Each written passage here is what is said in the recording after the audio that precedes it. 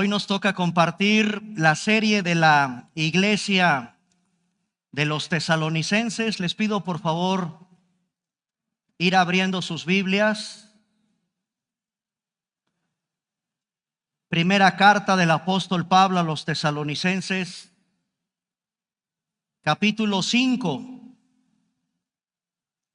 versículos del 23 al 24. Primera carta de Pablo a los tesalonicenses, capítulo 5, versículos del 23 al 24. El tema de esta mañana: oración por santificación. Dice la Biblia en Primera de Tesalonicenses, capítulo 5, verso 23.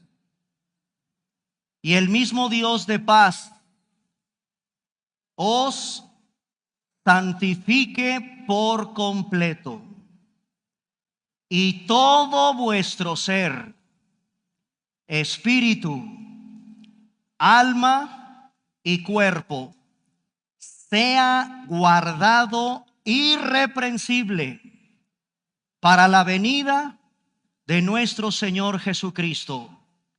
Fiel es el que os llama, el cual también lo va a hacer o lo hará. Vamos a orar.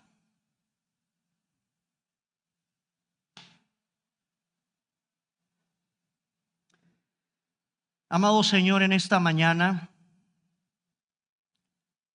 está reunida tu iglesia, tu cuerpo, columna y baluarte de la verdad en este mundo. Un grupo de pecadores redimidos, alcanzados, sellados con tu espíritu, abriendo en nuestras manos tu palabra, a fin de que impactes nuestro corazón, nuestra mente y todo nuestro ser, espíritu, alma y cuerpo, sean guardados irreprensibles hasta tu regreso. Señor, permítenos en este estudio que vamos a realizar de estos versículos entender la preciosa doctrina de la santificación. ¿Cómo es que tú nos alcanzaste, nos justificaste, pero también eres tú el que nos está santificando? Padre, gracias porque nos das esta oportunidad una vez más en tu pura gracia de abrir tu palabra y ser nutridos con el consejo de las Escrituras. Bendecimos este tiempo, Señor, en el que juntos como iglesia nos sentamos a tus divinos pies como todo discípulo para aprender de ti estas verdades maravillosas que impacten la vida de este pueblo que está llamado a ser santo, apartado, diferente para la gloria de Jesucristo. En el nombre de Él, en su poderoso nombre, santo nombre, oramos. Amén. Hermanos, yo no sé si ustedes han tenido la oportunidad de extraer toda la riqueza doctrinal y espiritual que hay en el versículo 23 de Primera de Tesalonicenses capítulo 5. De entrada, este es el versículo en la Biblia más completo para determinar qué es o cómo se compone el ser humano. Políticos, sociólogos, antropólogos, economistas, filósofos, juristas, sociólogos, todo mundo tiene una obsesión por saber quién es, qué es el ser humano. Lo vamos a revisar en su momento. ¿Qué es el hombre? Porque hay muchas corrientes, insisto, en el conocimiento humano, Para los economistas el hombre representa algo, para el sociólogo el ser humano representa algo, para Aristóteles, ¿saben qué decía Aristóteles? Sum politikon, o sea, el hombre es un animal político. Eso decía Aristóteles, y todos los estudiantes en las universidades se ponen a estudiar a Aristóteles, a Sócrates, a Platón, a todos los filósofos prominentes de la época de oro de la Grecia antigua, porque el hombre quiere saber qué es el hombre. Y hay un libro muy famoso que se llama El Leviatán.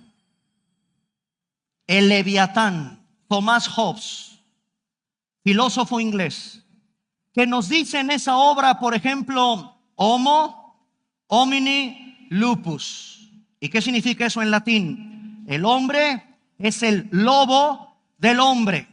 Bueno, para este filósofo inglés, esto representa el ser humano.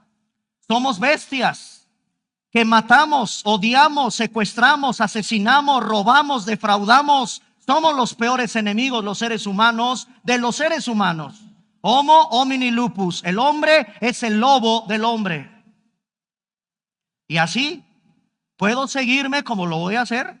Les voy a dar, hagan de cuenta que vamos a convertir nuestra iglesia en un salón de estudio de filosofía para que conozcas lo que se estudia en las universidades a donde van tus hijos con respecto a qué es el hombre.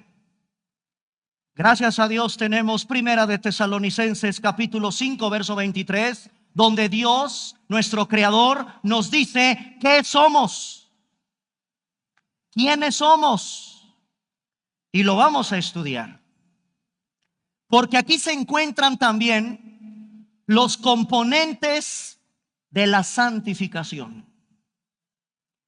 Y esto es una oración, no sé si lo han notado. Pablo está terminando la primera carta que escribió a la iglesia de Tesalónica. Y fíjense cómo la está terminando. Está orando. Aquí se encuentra un modelo de oración apostólica, que es la que tenemos que extraer de la Biblia para orar.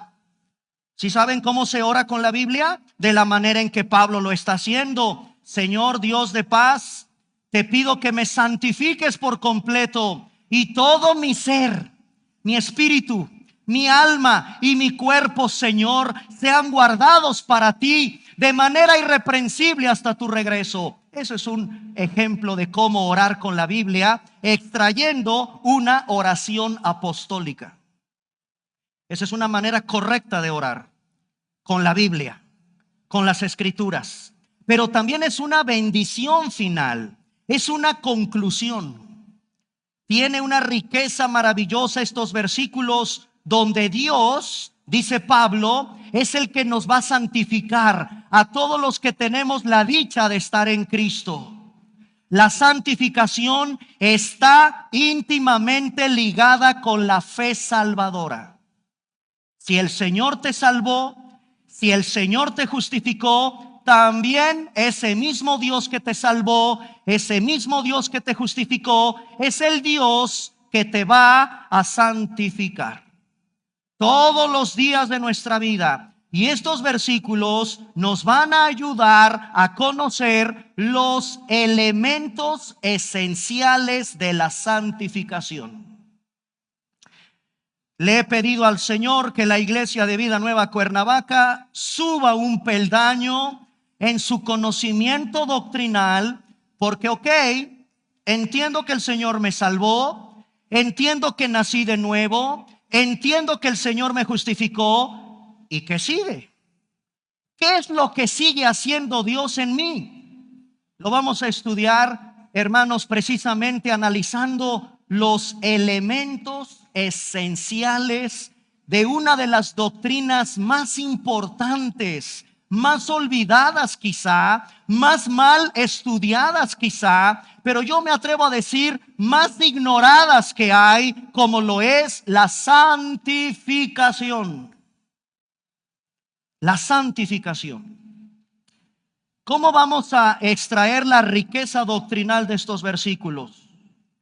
Primera de Tesalonicenses capítulo 5 verso 23. analizaremos en esta mañana la naturaleza, la fuente y el alcance de la santificación. Repito, todos los que toman nota o después en las transmisiones que se graban, vuelve a repasar. Primera de Tesalonicenses capítulo 5 verso 23 contiene naturaleza, fuente y alcance de la santificación.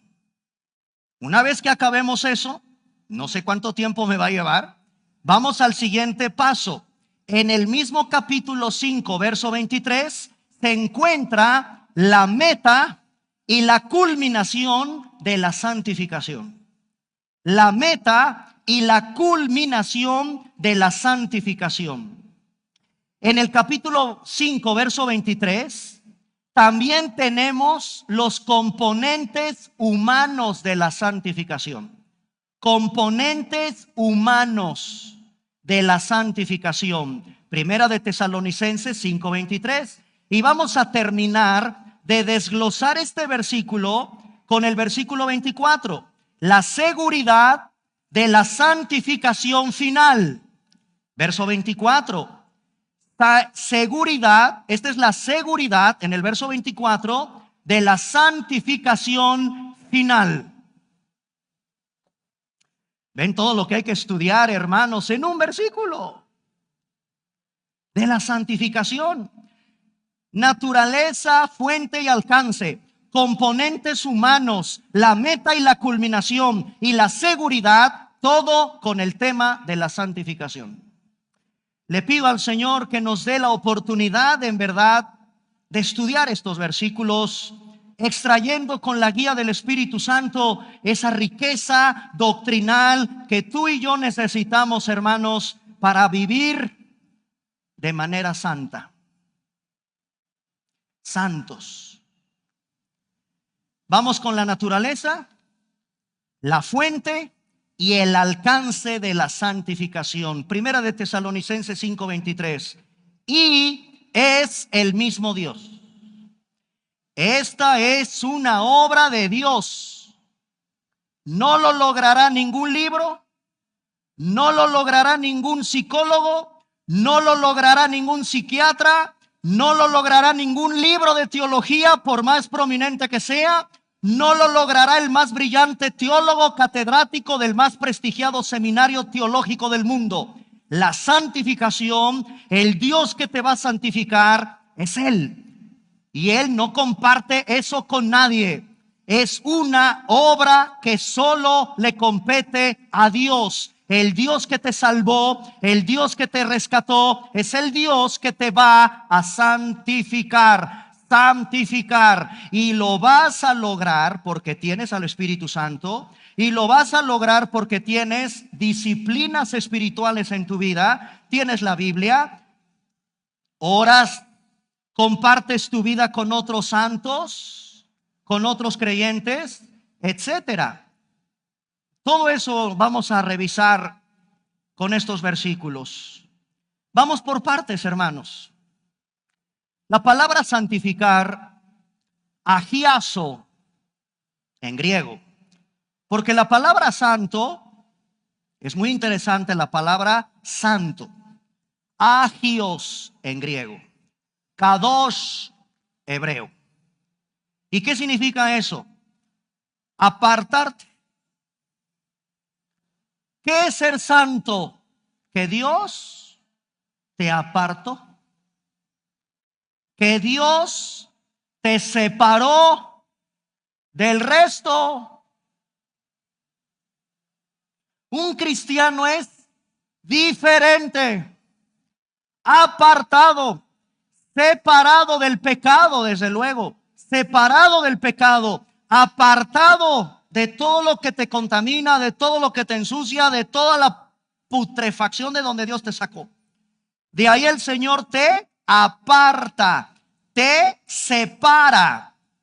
La santificación es el proceso, esto es muy importante, es un proceso continuo por el cual Dios separa cada vez más al creyente del pecado y te lleva a la santidad y más santidad y más santidad hasta que te parezcas lo más cercano, lo más parecido. ¿A quién creen?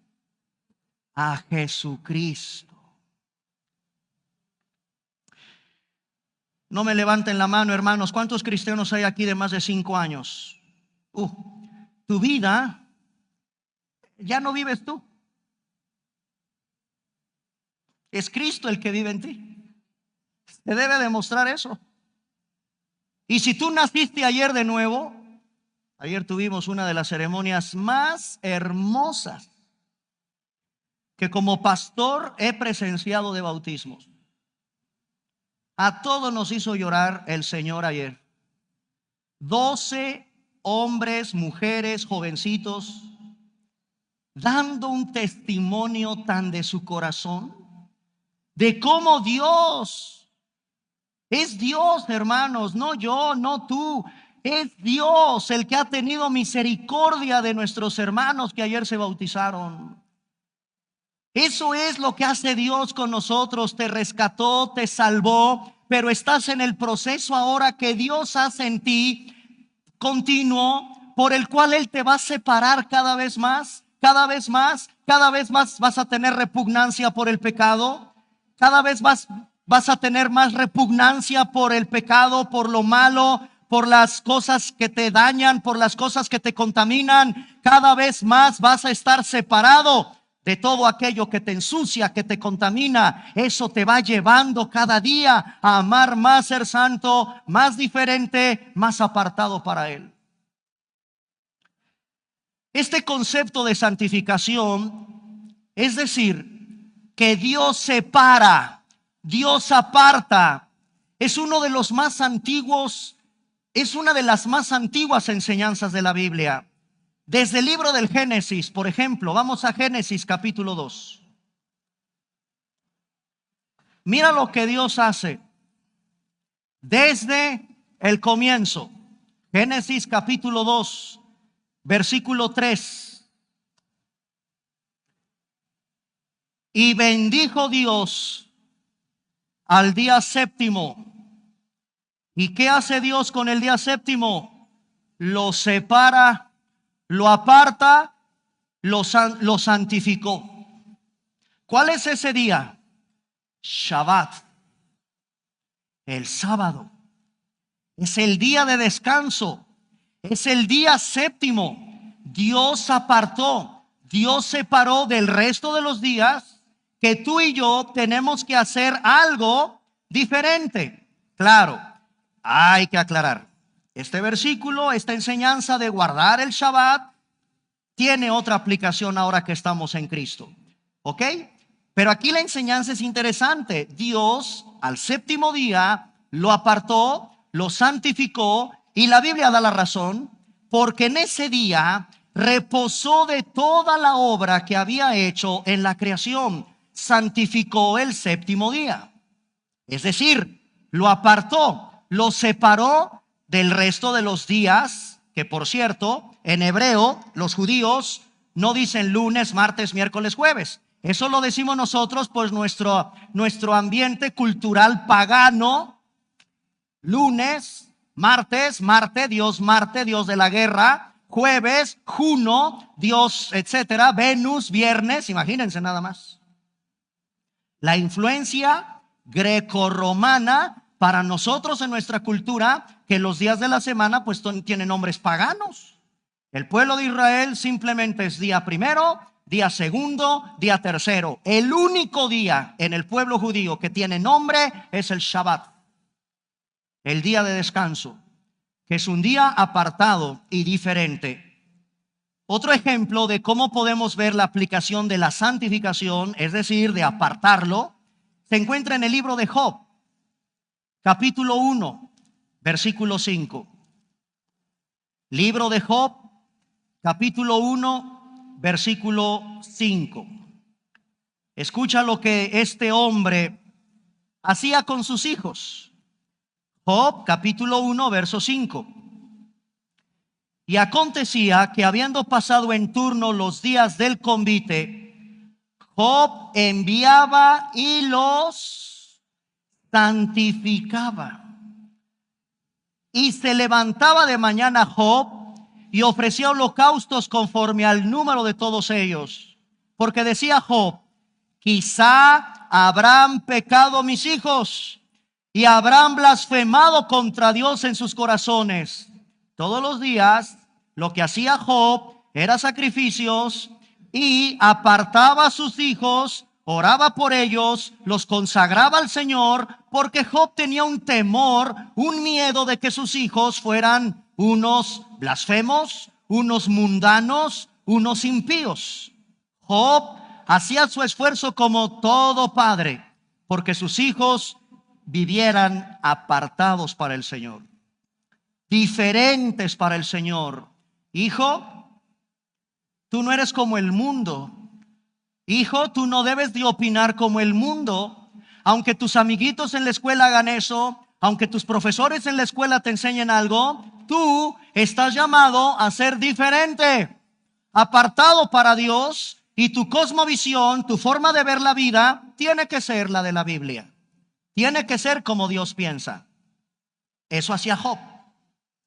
En el libro del Éxodo, otra vez regresamos a los primeros libros de la Biblia, como Éxodo capítulo 13, versículo del 1 al 2. Vean cómo el Señor en Éxodo capítulo 13, versículo del 1 al 2, nos enseñaba cómo apartar y consagrar a sus hijos. Como el pueblo de Israel. Dice Éxodo 13 del 1 al 2. Jehová habló a Moisés diciendo: conságrame todo primogénito, es decir, apártamelo. Dios a todo padre que tiene un primogénito hijo les está diciendo: conságrame, apártame ese primogénito, cualquiera que abra la matriz entre los hijos de Israel, ya sea de hombres. Y miren también con los animales, ¿de quién son? Esta es una enseñanza preciosa de consagrar a tu primogénito, de entregarle al Señor, dedicándoselo al Señor, consagrándoselo y poniéndoselo a Dios consagrado. Y eso implica apartado, diferente. Eso hacía el pueblo de Israel con sus hijos. En el mismo libro del Éxodo, capítulo 28, versículo 41. Chicos de media, Erra, ¿me ayudan con el cronómetro, por favor? Éxodo, capítulo 28, versículo 41. Y con ellos vestirás a Aarón tu hermano y a sus hijos con él, y los ungirás y los consagrarás. Y miren, hermanos, qué precioso, en el orden sacerdotal de la línea de Aarón. Me los unges, me los consagras, me los santificas para que sean mis sacerdotes. Ellos tenían una labor, una misión diferente del resto de los israelitas. Solo Dios escogió para el sacerdocio la familia de Aarón. Tenían que ser diferentes, apartados del resto del pueblo. Esta es la idea que presenta la Biblia en el Antiguo Testamento, entre muchos pasajes, de lo que implica ser diferente, santificado para Dios. En el Nuevo Testamento, claro que también tenemos ejemplos. Vean Lucas 1:13. Hay un niño por ahí en Lucas 1:13 y ustedes van a descubrir qué precioso niño. En Lucas capítulo 1 fue consagrado a Dios desde el vientre de su madre. Lucas capítulo 1, versículo 13. El ángel le dijo a Zacarías: no temas, tu oración ha sido oída. Tu mujer Elizabeth te dará a luz un hijo y llamará su nombre. ¿Quién es ese niño? Juan el Bautista. tendrás gozo, alegría, muchos se regocijarán de su nacimiento. Será grande delante de Dios. No beberá vino, no va a beber sidra, será lleno del Espíritu Santo desde el vientre de su madre. Y hará que muchos de los hijos de Israel se conviertan al Señor Dios de ellos. E irá delante de él con el espíritu y el poder de Elías para hacer volver los corazones de los padres a los hijos y de los rebeldes a la prudencia de los justos, para preparar al Señor un pueblo bien dispuesto. Dios apartó al Bautista desde el vientre de su madre para ser el precursor de Cristo. Juan estaba separado, apartado, consagrado a Dios desde antes de nacer. Precioso. Jesucristo, claro, el más grande de todos. ¿Ustedes creen que el Señor no haya sido apartado, consagrado? Hechos capítulo 2, el más grande de todos, nuestro bendito Señor Jesús. Hechos capítulo 2, versículo 22 al versículo 24. Varones israelitas, dice Pedro, en el primer discurso, el primer sermón de la historia del cristianismo. Varones israelitas, Hechos 2:22, oíd estas palabras: Jesús Nazareno, varón aprobado por Dios entre vosotros con las maravillas, prodigios y señales que Dios hizo entre vosotros por medio de él, como vosotros mismos sabéis. Escucha el versículo 23, a este, entregado por el determinado consejo y anticipado conocimiento de Dios, prendisteis y matasteis por manos de inicuas, crucificándole, al cual Dios levantó, suelto los dolores de la muerte, por cuanto era imposible que fuese retenido por ella. Porque David dice de él: veía al Señor siempre delante de mí, porque está a mi diestra, no seré conmovido. Por lo cual mi corazón se alegró y se gozó mi lengua, y aún mi carne descansará en esperanza, porque no dejarás mi alma en el Hades, ni permitirás que tu santo, tu apartado, tu diferente, vea corrupción. Cristo fue desde la eternidad pasada consagrado, entregado para cumplir el propósito de morir por nosotros en una cruz. En Hechos capítulo 6, versículos del 1 al 6. Los diáconos en una iglesia, Dios los aparta para servirle a él. Otra vez, hermanos, ojo aquí. Pastor, me tocó lavar los baños. Dios te apartó para servir en el ministerio de higiene. Amén. Pastor, me toca cantar. Dios te apartó para servir en un ministerio que el Señor te entregó porque sabes notas, tienes buena voz. Éntrale. Dios te apartó para eso. Hechos 6, del 1 al 6, en aquellos días crecía el número de los discípulos. Hubo murmuración de los griegos contra los hebreos de que las viudas de aquellos eran desatendidas en la distribución diaria.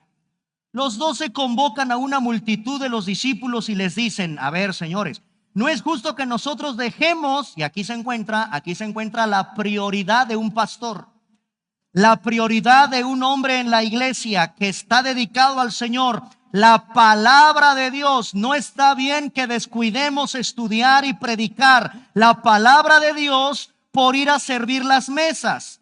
Busquemos pues, hermanos, de entre ustedes. Yo no voy a ir a meter un currículum a ver a quién me recomiendan en la calle, de aquella calle o de aquella empresa o de aquella iglesia. No, de aquí, de entre ustedes, hermanos, busquen 7 varones Y ahí van los requisitos para todos los que lavan baños, para todos los que sirven un café allá afuera, para todos los que ministran alabanza aquí al frente, para todos los que atienden a la gente desde la entrada de la iglesia.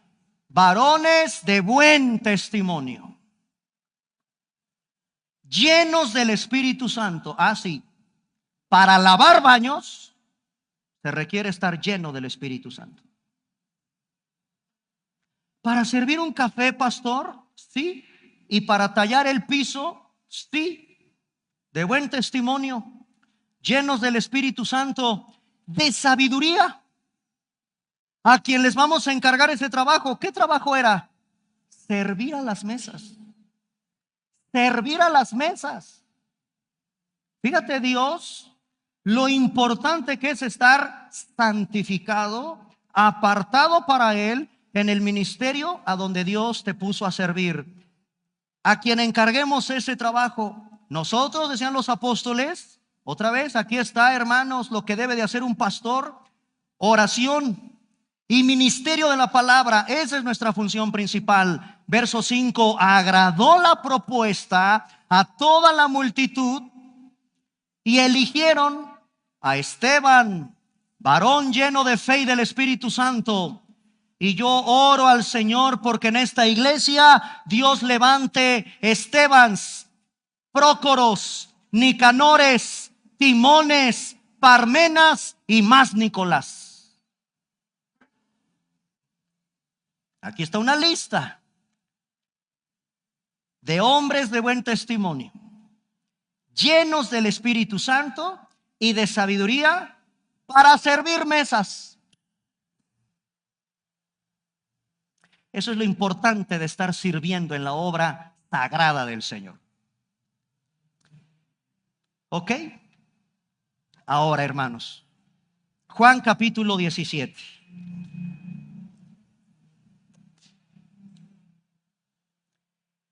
¿Cuántos conocen Juan capítulo 17? Se le conoce como la oración sumo sacerdotal de Cristo. Somos sacerdotes. Apocalipsis 5:10, Primera de Pedro 2:9, nos hizo sacerdotes el Señor. Ok, tenemos un sumo sacerdote. Amén. Así como el pueblo de Israel tenía a Aarón, a Nadab, a Abiú, Eleazar e Itamar como sacerdotes, ahora en Cristo, Cristo es nuestro sumo sacerdote. Y todos los que estamos en Cristo somos reyes y sacerdotes. Apocalipsis 5:10, Primera de Pedro 2:9. Muy bien. Juan 17 es la oración del jefe de los sacerdotes, del más grande de los sacerdotes. Y este capítulo tiene un versículo central.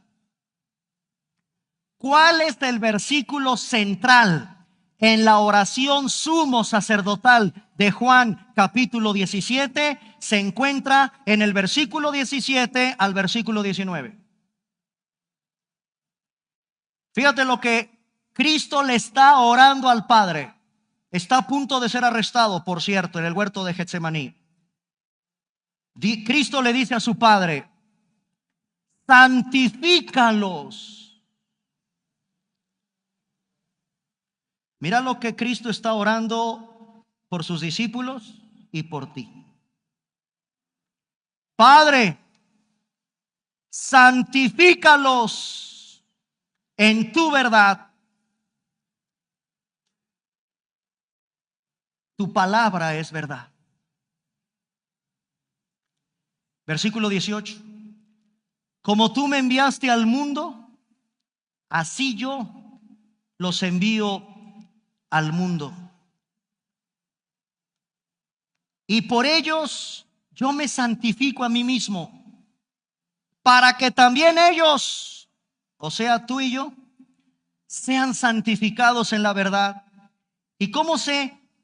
Pastores, que aquí está orando por el dormilón de Pedro, que pues ya está roncando. Pedro, Jacobo y Juan ya están roncando. Los apartó, por cierto, los apartó a ellos tres: Pedro, Jacobo, Juan, ayúdenme, vengan, apártense. Y se fue a orar. Solo que se duermen. Mira lo que dice el verso 20: por eso se le conoce como la oración sumo sacerdotal de Cristo. Cristo está orando por ti, está orando por mí. No ruego solamente por estos dormilones. No ruego solo por estos, me van a dejar, me van a traicionar. Uno ya fue a entregarme allá con los soldados, ya fue a venderme. Uno dice que daba la vida por mí y ya no tarda en cantar el gallo. No, no ruego por estos solamente, sino también todos los que han de creer en mí por la palabra de ellos. Y ha llegado a nosotros eso hoy. Cristo está orando por nosotros en la oración sumo sacerdotal de Cristo. La petición de Cristo, hermanos, revela el verdadero corazón de un buen pastor. ¿Qué hace un verdadero y buen pastor? Cuida, protege, alimenta, guía, corrige, y todo con el objetivo de que seas más santo. Es la santificación. Los pastores, hermanos, de cada iglesia local debemos de tener un objetivo claro y singular cuando yo predico, cuando yo enseño, y ese objetivo es la santificación en el pueblo de Dios. La santificación en el pueblo de Dios. Romanos capítulo 8 versículo 29 resume el objetivo de la santificación. Romanos 8:29 resume cuál es el objetivo de la santificación. Porque a los que antes conoció, también los predestinó. ¿Para qué? Para que seamos hechos conforme a la imagen de su Hijo, para que Cristo sea el primogénito de entre todos nosotros como hermanos. Este es el objetivo de la santificación. No solo parecerte santo, sino verdaderamente parecerte a Cristo. No solo es parecer que eres un santo, sino tú tienes verdaderamente que ser como Cristo. Gálatas 4:19. Y en Gálatas 4:19, amados pastores que me escuchan, se encuentra el resumen del propósito ministerial de cada pastor. Si alguien me preguntara: a ver, pastor, ¿ustedes a qué se dedican? ¿O qué? ¿Cuál es la función de un pastor? ¿Puede usted resumirme el propósito ministerial? ¿Cuál es el propósito de su ministerio? ¿Saben qué tengo que contestar yo? Gálatas 4:19. Me encanta Pablo. Hijitos, por quienes vuelvo a sufrir dolores de parto. Todas las que son madres, ¿saben? El dolor para un pastor, el dolor para un padre, el dolor en este caso para una madre. ¿Y por qué sufre Pablo esos dolores de parto? Hasta ver que Cristo es formado en ti. Se sufre mucho. Ya la regó otra vez el hermano. Hay que seguir orando por él. Ya le pegó a su esposa. Hay que seguir orando por él. Se sufre, duele.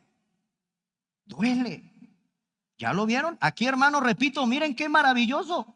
Se encuentra el resumen del propósito ministerial de cada pastor. Hijitos, amada iglesia que pastoreamos, yo vuelvo a sufrir dolores de parto hasta que Cristo se ha formado en ti. Cristo se ha formado en ti. Cristo viva en ti y te parezcas más a Cristo. Aquí está el resumen, propósito ministerial de cada pastor. Que Cristo sea formado en cada uno de ustedes. Para eso es la consejería. Para eso es la exhortación, para eso es el regaño. Pues aprenda a perdonar, mi hermano. Pero es que esto, vuelva a perdonar. Parezcase a Cristo, que cuando lo clavan, Padre, perdónalo. Así usted, ya no vivo yo. Yo voy a sufrir como pastor si usted es terco y terco, pero no voy a dejar de orar por usted y lograr que el Espíritu Santo le convenza, porque usted se tiene que parecer a Cristo. Ahí se encuentra el resumen del propósito ministerial nuestro. Cuando yo predico, hermanos, mi finalidad no es llenarte de conocimiento y doctrina y doctrina y doctrina. Solo eso. ¿De qué te va a servir la doctrina? ¿De qué te sirve tu Biblia de estudio, MacArthur, si no te pareces a Cristo? Ahora, vamos a 3 elementos básicos para definir la santificación del creyente. 3 elementos básicos para definir cómo opera la santificación en nosotros, los cristianos. 1, nos vamos al pasado. Se conoce, anótenlo, en el pasado, santificación posicional. Acto del aspecto pasado, santificación posicional. Dios efectuó en el momento de tu salvación, Dios también aseguró una santificación posicional por medio de la muerte de su Hijo. Cuando te salvó, te declaró santo. Hebreos 10:10. Vamos a darle ahora el fundamento bíblico a estas verdades. En el aspecto pasado, cuando tú viniste a Cristo, cuando te arrepentiste de tus pecados y creíste en el Evangelio, Dios obra lo que se conoce como santificación posicional. ¿Cómo te mira Dios? Como dice Hebreos 10, verso 10. Hebreos 10:10. En esa voluntad somos santificados mediante la ofrenda del cuerpo de Jesucristo, hecha una vez para siempre. Mira el versículo 14. Porque con una sola ofrenda, así dice el Espíritu Santo, que fue la cruz, una preciosa ofrenda para Dios. ¿Y qué hizo Dios con esa ofrenda? Te hizo perfecto a todos los santificados. Ahí estás tú y ahí estoy yo. Se llama santificación posicional. Repito, por su sacrificio, por su divina ofrenda en la cruz, Dios te rescató del dominio del pecado. Dios imputa la justicia de Cristo en ti, de modo que no te ve como un pecador. No, pastor, pero hoy ni le digo lo que hice en la mañana. Ni le digo. No, ni me lo digas, díselo al Señor. Mira lo que dice más bien, mira lo que dice más bien Dios de ti, que en la cruz Dios te santificó. No, perdóname, mi hermano, si tú estás en Cristo, Dios no te ve como un pecador bajo su ira, no te ve bajo la ira, te ve como un santificado cubierto con la perfecta justicia de su Hijo. Primera de Juan 4:10. Primera carta de Juan, capítulo 4, verso 10. En esto consiste el amor, no en que nosotros hayamos amado a Dios, sino que Él nos amó a nosotros y envió a su Hijo en propiciación por nuestros pecados. Es gracias a este sacrificio de amor que Dios te declara santo. ¿Cómo te llama Dios? Santo. Por ejemplo, por tiempo, nada más un caso. Efesios 1:1. Efesios 1:1.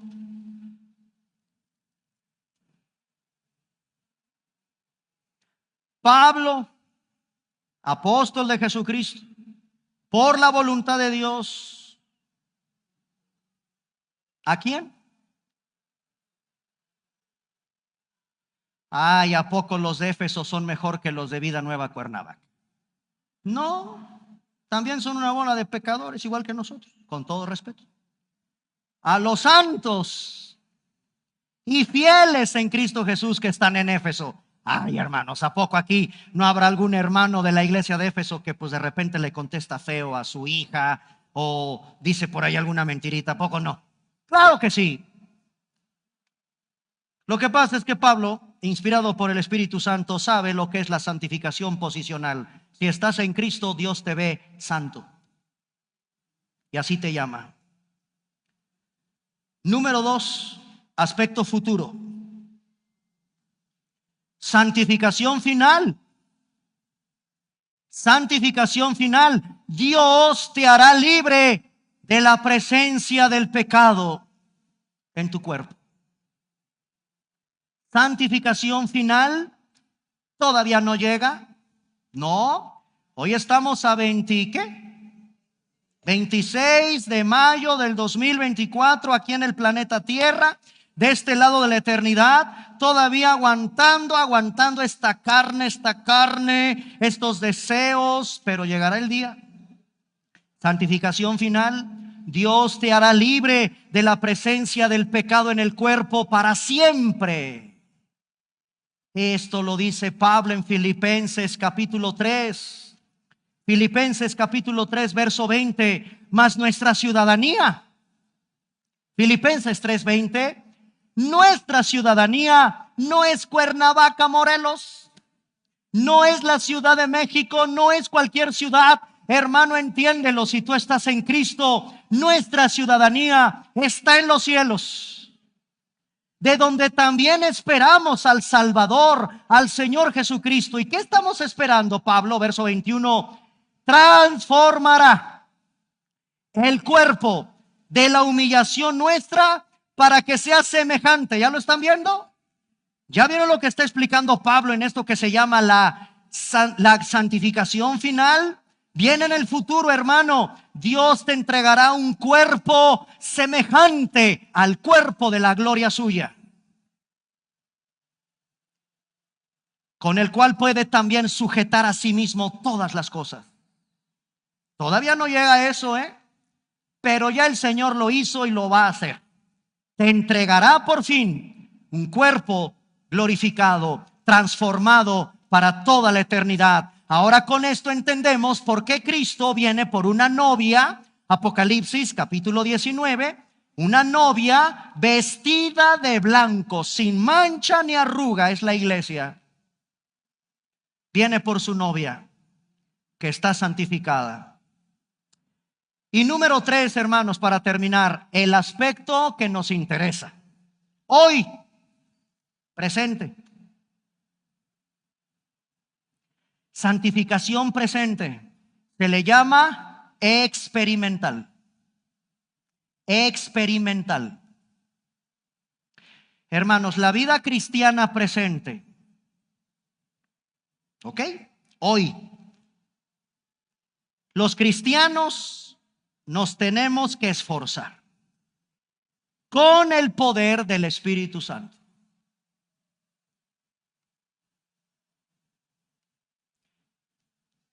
Y pues yo sé que eso va a ser complicado entenderlo, porque aquí hermanos hay un pasaje complejo. En el aspecto presente, la vida cristiana presente, hoy los cristianos del presente, claro, tenemos que esforzarnos, pero dependemos del poder del Espíritu Santo al mismo tiempo, en conformarnos a la imagen de Cristo.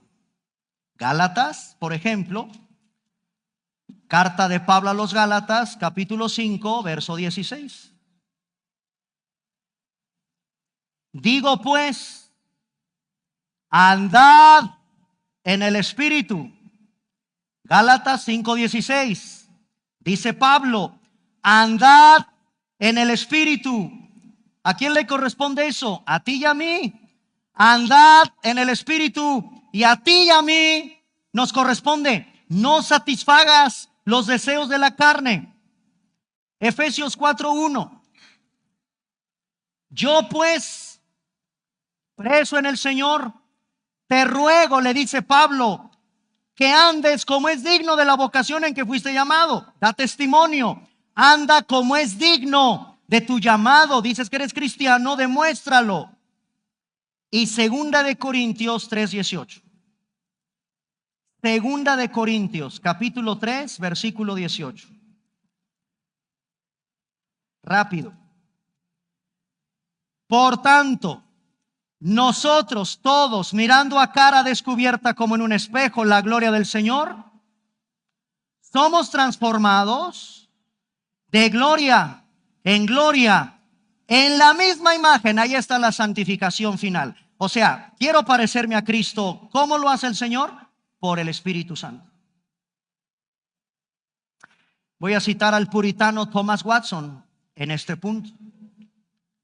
La santificación, decía Thomas Watson, es un principio de la gracia salvadora obrada, a través de la cual el corazón se hace más santo y se vuelve más conforme al corazón de Dios. Una persona santificada no solo es portadora del nombre de Dios, también es portadora de su propia imagen. Portadora de su propia imagen. Y finalmente vamos a Colosenses 1 para terminar. Colosenses 1:28.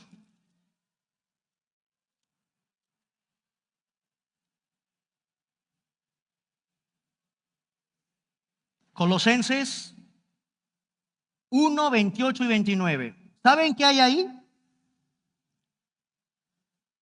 Para entrar a la fuente de la santificación. ¿Quién es la fuente de la santificación? Dios. ¿Estamos de acuerdo? Pero ¿saben qué hay, hermanos? Y con esto termino. ¿Sabes qué vas a encontrar en Colosenses 1, del 28 al 29? Tome nota. Una complicada simbiosis. ¿Cuál es la fuente de nuestra santificación? Dios. ¿Y tú qué vas a poner de tu parte? Complicada simbiosis. Colosenses 1, 28 y 29. ¿Ya lo vieron? A quien anunciamos, amonestando a todo hombre y enseñando a todo hombre en toda sabiduría, a fin de presentar perfecto en Cristo Jesús a todo hombre. Y dice el 29, por lo cual también trabajo, luchando según la potencia de Él, la cual actúa poderosamente en mí. Eso es una complicada simbiosis. Dios lo hace, Dios te santifica, pero papacito, hay que trabajar. Como muchos pasajes de la Escritura, se dan estas dos verdades. No, la Biblia no se contradice.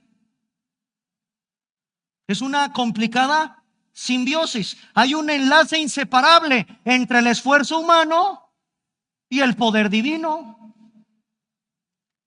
Pero eso lo vamos a seguir revisando en la siguiente conferencia.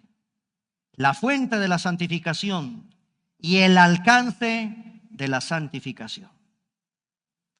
Vuelvo a repetir, hermanos, para que no se nos olvide. ¿Qué es la santificación?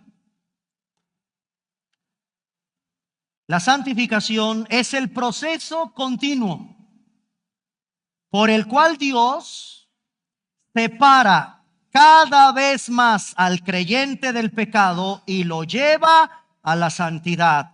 ¿Cuál es el objetivo final? Parecerme más a Cristo. Eso es la santificación. Y es lo que estamos revisando en estos versículos antes de que Pablo terminara de escribirle a la iglesia de Tesalónica estas verdades maravillosas de la santificación. Espero en Dios hayan tomado nota y hayamos dado un avance, hermanos, un peldañito más en el conocimiento doctrinal de lo que la Biblia nos dice de la santificación. Pongámonos de pie, por favor. Vamos a orar.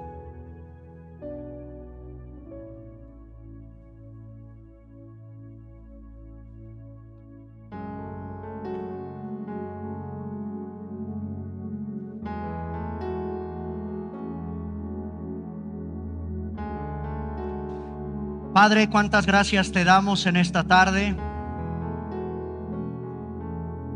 por habernos reunido una vez más